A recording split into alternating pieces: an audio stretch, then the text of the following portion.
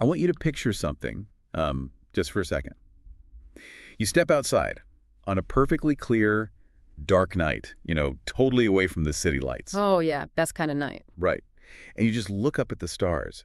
It feels incredibly immediate, like you are standing directly under this massive glowing canopy. Hmm. But the thing is, you aren't actually seeing the present moment at all. Because, well, stellar distances are measured in light years, so the photons hitting your retina right now started their journey millions or even billions of miles away, literally eons ago. Yeah, you aren't just looking at the sky, you're looking deep into the past. Exactly. It really is the ultimate time machine. It is. I mean, the universe is roughly, what, 13.8 billion years old? Right around there, yeah. And Earth is just this tiny, rocky speck in all of that, forming around 4.5 billion years ago. When you really try to, visualize that timeline, human existence is barely a fraction of a second at the very end of the cosmic clock. Which is wild to think about. And today, that massive timeline is our mission. For this deep dive, we are taking a stack of sources, mostly anchored by this really comprehensive textbook chapter on evolutionary biology, to trace basically the most mind-bending story of all time. The history of life on Earth. Yep. We're going to take you from a speck of cosmic dust through violent, boiling chemical oceans, past the reign of giant reptiles and, all the way to the complex, self-conscious human brain. Which is a pretty massive undertaking for one conversation. Just a little bit. But the source material gives us some really incredible anchors. I mean, we're going to explore the actual mechanisms of how organisms change, the biological receipts that nature basically left behind for us to find, and the geographical forces that isolated and shaped entire continents of life. Yeah, and the goal here is to give you those aha moments without, drowning in dense academic jargon. We want to understand the actual machinery of how we got here. So, let's just start at the absolute beginning. Makes sense. Because before life can evolve, it obviously has to exist. What did this stage even look like 4.5 billion years ago? Well, you have to imagine early Earth not as the pale blue dot we know today, but frankly as a complete nightmare. Like a hellscape. Oh, completely. 4.5 billion years ago, there was no breathable atmosphere. It was essentially just a molten mass. Wow. And as it cooled, the surface got covered in the thick, suffocating layer of water vapor, methane, carbon dioxide, and ammonia. Sounds lovely. Right, very hospitable. And because there was no ozone layer, the sun's UV rays were relentlessly bombarding the surface, like literally breaking water molecules apart into hydrogen and oxygen. It's just a total unlivable hellscape. And, for the longest time, humanity had some pretty wild ideas about how life could possibly emerge from a totally dead environment like that. Oh, absolutely. The textbook actually mentions this deeply entrenched historical belief called the theory of spontaneous generation. Oh, yeah, the rotting straw thing. Exactly. People used to literally observe, like rotting straw or decaying mud, see maggots or flies emerge from it days later, and just conclude that life magically popped into existence out of dead matter. I mean, it sounds totally absurd to a modern listener, right? But for centuries, that was conventional wisdom. Which is crazy. It really is. It took careful experimentation to finally disprove it. Louis Pasteur is the one who, put the nail in the coffin. Right, the pasteurization guy. The very same. So he used these specialized, pre-sterilized flasks filled with killed yeast. And in a flask that was completely sealed off from the ambient air, absolutely nothing happened. So no magical maggots. No magical maggots. Life didn't spontaneously generate from the yeast. But in a flask that he left exposed to the dust and particles in the air, new microscopic living organisms rapidly multiplied. So he proved definitively that life only comes from pre-existing life. Okay, let's unpack this. Because if Pasteur proved that life only comes from pre-existing life, that creates kind of a massive logical paradox. It really does. Like, how do you get the very first living thing? Where does patient zero actually come from? And that is the ultimate question. It brings us to a Russian scientist named Oparin and an English scientist named Haldane. They proposed this radical idea that before biological evolution could ever happen, there had to be a period of chemical evolution. Chemical evolution. Yeah. They hypothesized that the high temperatures, volcanic storms, and reducing atmosphere of early Earth basically forced inorganic molecules to combine into organic molecules. So basically the environment was so violent, it just forced dead chemistry to combine into the building blocks of life. Exactly. And what's wild is that in 1953, an American scientist named S.L. Miller actually proved this in a lab. The famous Miller experiment. Yeah. He built this closed-loop system of glass tubes and flasks to simulate the early Earth. It's like the ultimate Frankenstein cosmic soup. That's a great way to put it. Right. He pumped it full of methane, hydrogen, ammonia, and water vapor. Then he heated the whole thing to 800 degrees Celsius to simulate the boiling oceans. And then comes the lightning. Yes. He continuously sparked electricity through the gas to mimic those relentless early lightning storms. So he essentially recreated the environmental chaos of the primordial Earth right there on a workbench. Right. And after letting this violent, non-living chemical storm run, he checked the liquid cooling at the bottom of the flask. And inside it, he found amino acids. The fundamental building blocks of proteins. Precisely. And, subsequent experiments found sugars, pigments, and fats forming under similar conditions. I mean, we've even analyzed meteorites that fall to Earth from deep space and found the exact same organic compounds inside them. Really? Out in space? Yeah, which proves these chemical reactions are happening out in the universe right now. Wow.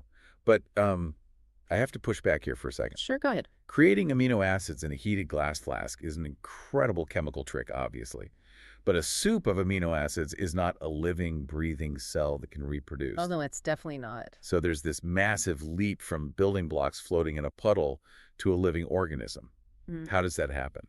What's fascinating here is that you are pointing out the exact frontier of our current scientific understanding. Oh, really? Yeah, and the textbook is entirely transparent about this. We actually do not know the precise mechanism of how the first self-replicating metabolic capsule arose. We just don't know. Not yet. The timeline is pretty stark. Right. We think the first non-cellular forms of lifelike, giant self-assembling molecules of RNA and protein might have formed around 3 billion years ago. Okay. But the first true single-celled living organisms didn't appear in the oceans until roughly 2 billion years ago. Wait, so there's literally a billion-year gap where chemical structures were just bouncing around until they finally formed a living cell. A massive gap, yeah. Right. But, Miller's experiment remains vital because it proves that you don't need magic to get the ingredients for life. Oh. Fundamental chemical building blocks can be forged entirely by the blind, violent physics of early Earth. Okay, so eventually we do get single cells surviving in these primordial waters, but obviously they don't stay single cells. Over millions of years, they somehow transform into towering, 20-foot-tall dinosaurs, sprawling fern forests, and eventually, well, us. So what forces a simple cell to become more complex? To understand that, we really have to look at the mechanics of change, which is forever linked to Charles Darwin. Of course. Right. During his sea voyage around the world on the HMS Beagle, Darwin observed that existing life forms share varying degrees of physical similarities, not just with each other, but with extinct life forms buried in the fossil record. And Darwin's realization from all that was natural selection. Exactly. He noticed that any given population has built-in natural variations. Like some birds have slightly thicker beaks, some have slightly thinner beaks. If the environment shifts and suddenly all the food is inside hard-to-crack nuts, the bird with the thicker beak survives longer. And because it survives longer, it reproduces more. Right. Nature is literally selecting the traits that offer the best reproductive fitness for that specific environment. It is such a brilliant, elegant mechanism.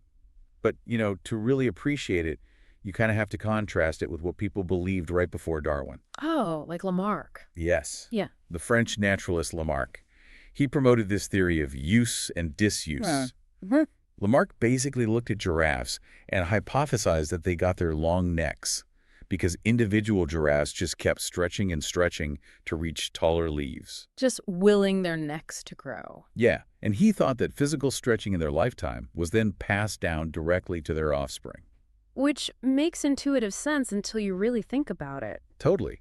It would be like a bodybuilder spending 30 years lifting weights in a gym, getting incredibly muscular, and expecting their newborn baby to emerge from the womb with a six-pack. Which is ridiculous. Right. Acquired physical changes in your lifetime don't alter your underlying DNA. Exactly. And then, you had Hugo de Vries in the early 20th century. Oh, what was his theory?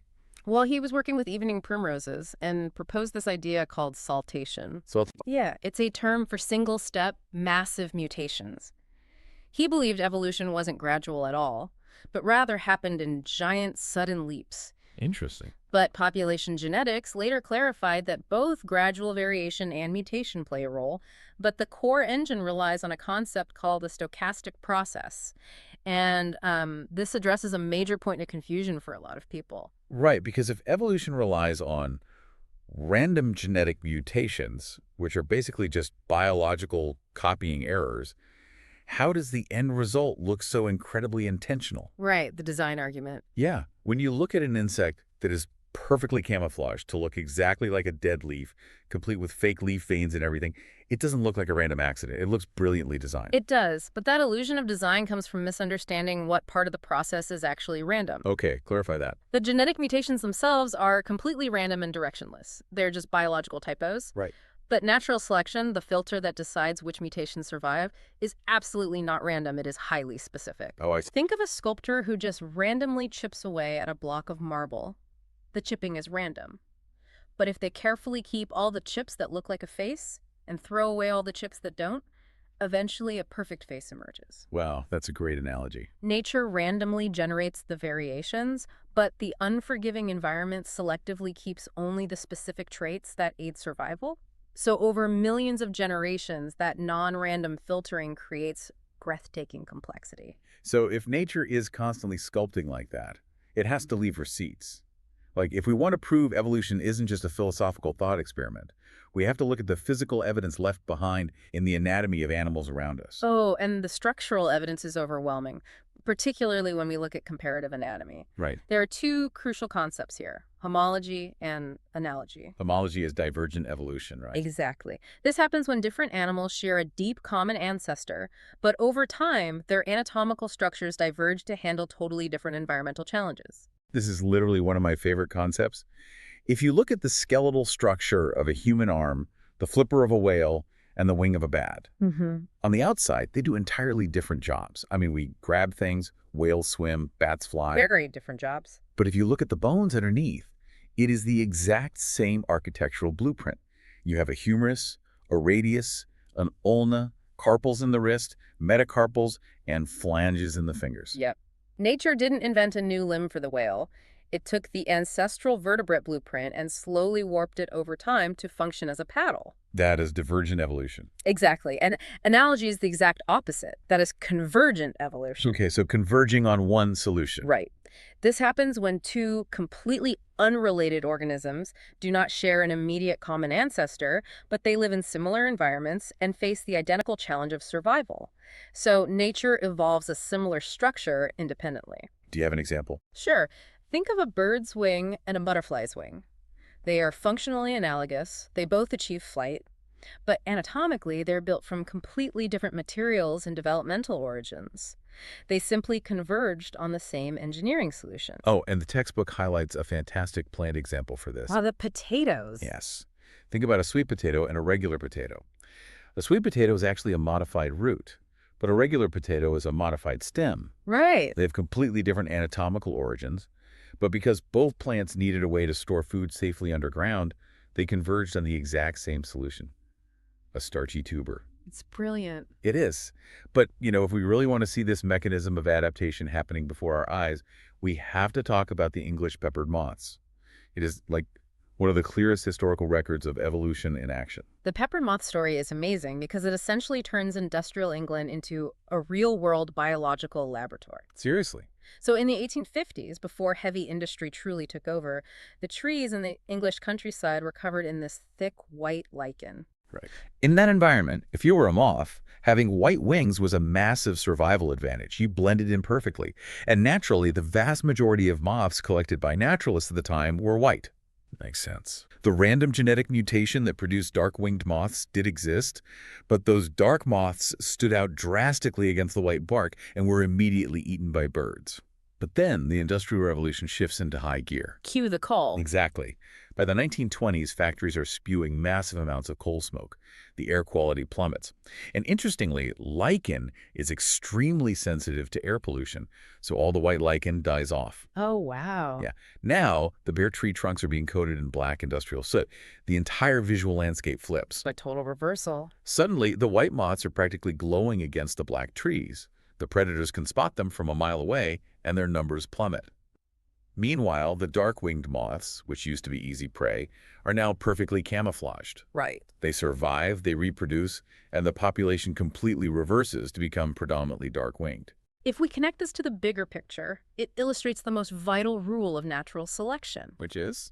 The polluted, soot-covered environment did not physically reach in and alter the moth's DNA to make them dark. Right, it didn't create the mutation. Exactly, it didn't create it. The dark winged variation was already floating around in the gene pool. The environment merely shifted, and nature selected the trait that was already there and suddenly proved highly useful. And what's scary is we are seeing this exact same kind of anthropogenic, meaning human-driven evolution happening right now. With superbugs. Yes. Think about antibiotic-resistant bacteria. We flood a biological environment with a deadly antibiotic. We kill 99% of the bacteria. But the 1% that randomly happens to have a genetic mutation that resists the drug, They survive. they survive. They Yeah. multiply without competition. What? And within a matter of months, we have a superbug. We are essentially doing the peppered moth experiment in our hospitals on a hyper-compressed timeline. Exactly. The selective pressure of the environment forces the biological change. But, this raises a fascinating inverse concept. What's that? What happens when there is no selective pressure? Does a species ever just stop evolving? Population geneticists use a mathematical model called the Hardy-Weinberg principle to answer that. Oh, man. Okay, here's where it gets really interesting. And I promise you, we are going to completely ignore the complex algebra of the Hardy-Weinberg equations. Probably for the best. Definitely. Let's use a metaphor instead. Think of the genetics of a population like a deck of playing cards. If you have a group of animals that are perfectly isolated and the environment never changes, they just keep shuffling the same 52 cards generation after generation. Right. You might get different hands dealt, different combinations of traits, but the deck itself remains entirely constant. You never suddenly draw a 15 of spades. That state of a constant, unchanging deck is what we call genetic equilibrium. That is a perfect way to visualize it. Hardy-Weinberg defines the mathematical baseline of a species that is completely paused. Like a paused video game. Exactly. And by defining what perfectly paused looks like, it highlights the 5 distinct phases that can disrupt the deck and force evolution to happen. Okay, lay them out. First, you have gene flow. That is when individuals migrate into your group, dropping completely new cards onto your table. Makes sense. Second is genetic drift. That is a random event, maybe a natural disaster, that wipes out half your population, effectively burning half the deck and drastically altering the odds of what traits remain. Then you have mutation, which is essentially a blank card suddenly appearing in the deck with a totally new trait written on it. Right. You have genetic recombination, which happens naturally during reproduction. And finally, natural selection, which is like the dealer actively reaching across the table and taking away the cards of any player who isn't surviving. Great analogy. If any of those 5 forces act on the population, the equilibrium is broken and evolution occurs. And genetic drift is particularly powerful when a very small group gets geographically isolated. We actually call this the founder effect. Oh, the founder of... Yeah. Imagine a massive flock of birds on a mainland. A massive storm blows just a handful of them out to sea, and they crash land on a remote, uninhabited island. The gene pool of that new island isn't a miniature reflection of the whole species, though. It is limited strictly to whatever specific traits those few exhausted survivors happen to carry. Yes. And because they're in a completely new environment with different food sources and zero competition, they undergo a process called adaptive radiation.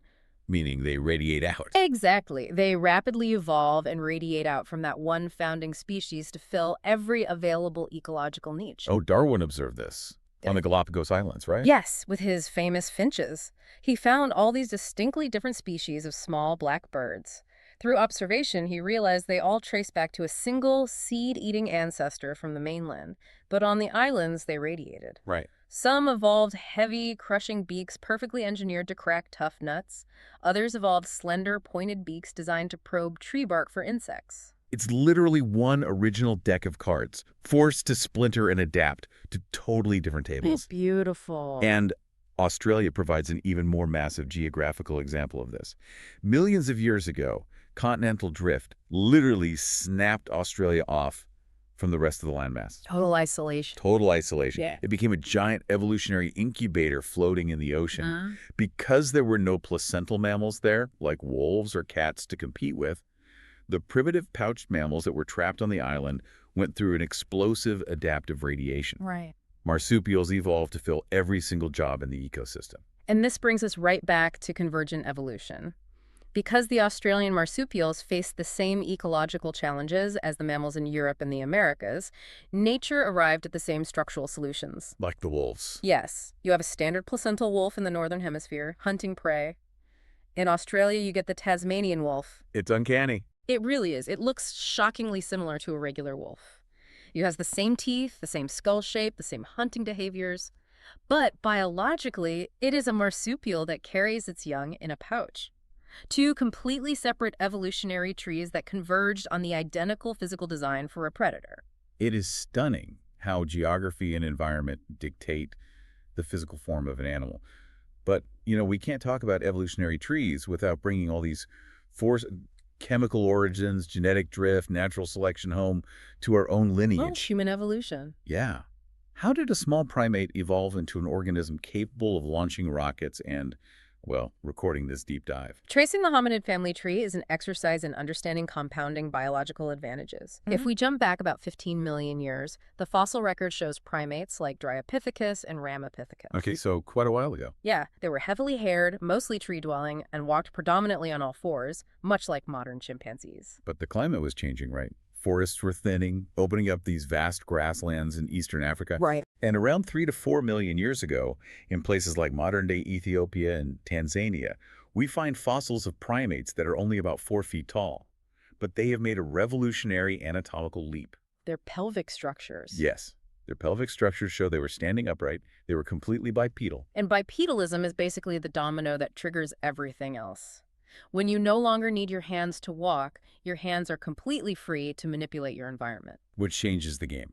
Completely. About 2 million years ago, we see the Australopithecines utilizing those free hands. They were picking up heavy stones to crack open bones and hunting game, though their diet was still largely fruit. Then comes a major milestone. The first creature in the fossil record that scientists truly classify as a human-like hominid. Homo habilis, the handyman. Right, Homo habilis. Their brain capacity was between 650 and 800 cubic centimeters. But the real game changer arrives around 1.5 million years ago with Homo erectus. Their brain capacity jumps to 900 cubic centimeters. And that brain expansion is directly tied to a massive shift in behavior. Homo erectus was consuming significant amounts of meat. So what does this all mean? Why does meat equal a bigger brain? It's all about calories. Exactly. It is an energy equation. The brain is the most calorie-hungry organ in the entire body. When early hominids were just eating tough fibrous plants and raw roots, their bodies had to spend massive amounts of energy and maintain huge digestive tracts just to extract basic calories. Like gorillas today. Right. But once bipedalism freed their hands to make tools, they could hunt and process meat. Meat is incredibly calorie-dense. Suddenly, the hominid body is taking in a surplus of energy. So the gut shrinks. The digestive tract shrinks, and the body diverts all that excess energy to growing a larger, infinitely more complex organ. The brain. It is a profound feedback loop, honestly. Better tools lead to better food, which fuels a larger brain, which invents even better tools. It just snowballs. Exactly. Fast forward to the Neanderthals, living between 100,000 and 40,000 years ago in near freezing conditions. Their brain size explodes to 1,400 cubic centimeters. Huge brains. Yeah. They are intelligently using animal hides to protect themselves from the ice. But crucially, the archaeological record shows they are carefully burying their dead. That detail is just staggering to me. When you bury your dead, you are demonstrating abstract thought.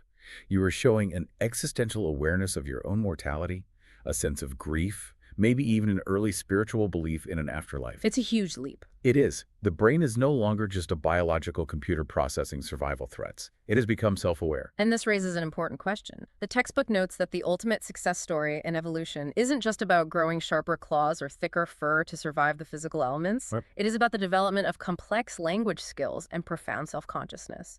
During the Ice Age, modern Homo sapiens emerged. That massive 1,400 cc brain allowed us to communicate, to cooperate in large numbers, and to build settlements. We started overriding nature. We overrode the harsh, blind, natural world that created us. We see this beautifully in places like Bhimbetka in Madhya Pradesh, where 18,000 years ago, a human being stood in a cave and mixed pigments to create art on a wall. Wow. And then by 10,000 years ago, agriculture begins, and human civilization as we know it takes root. We started this deep dive talking about standing outside, looking up at the stars, and looking back in time. And just look at the journey you just took through the source material. It's incredible. We started 13.8 billion years ago with a massive, silent cosmic expansion. We survived a boiling, toxic chemical ocean just to witness the violent electrical synthesis of the first amino acids. Right. We watched the ultimate brutal filter of natural selection, where random genetic errors were ruthlessly tested by the environment to build the architectural blueprint for the whale's flipper and the perfect soot-colored camouflage for a moth. Millions of years of iteration. And finally, we saw primates forced out of the trees, standing upright in the tall grass, holding a stone tool, and fueling an ever-expanding brain that ultimately allowed a human being to paint their own reality onto a cave wall. It really is the longest, most intricate, and most humbling history we have. Evolution is not just a distant historical event in a textbook. It is the invisible architecture underlying every single living organism breathing, crawling, and flying on this planet today. It really is. But before we wrap up, there is a final thought I want to leave you with to mull over. It's actually drawn directly from a really provocative question posed at the very end of this chapter. Oh, this is a good one. Yeah. We just traced how the human brain arrived at this incredible, abstract sense of self-awareness. But, it got there through the exact same blind biological mechanisms of natural selection that built the potato and the finch's beak. Right, it wasn't magic. It wasn't magic. Consciousness was just the trait that offered us the best chance of survival. Yeah. So, does self-consciousness exist in other animals? That is the big question. The next time you look into the eyes of a pet, or you lock eyes with a wild animal in the woods, ask yourself a question. If natural selection simply builds what is useful for survival, does the evolutionary tree of consciousness radiate much further than just us? It's entirely possible. Are we really the only species looking out into the universe, or just the only ones who learned to paint it on a cave wall? Keep looking up at those stars.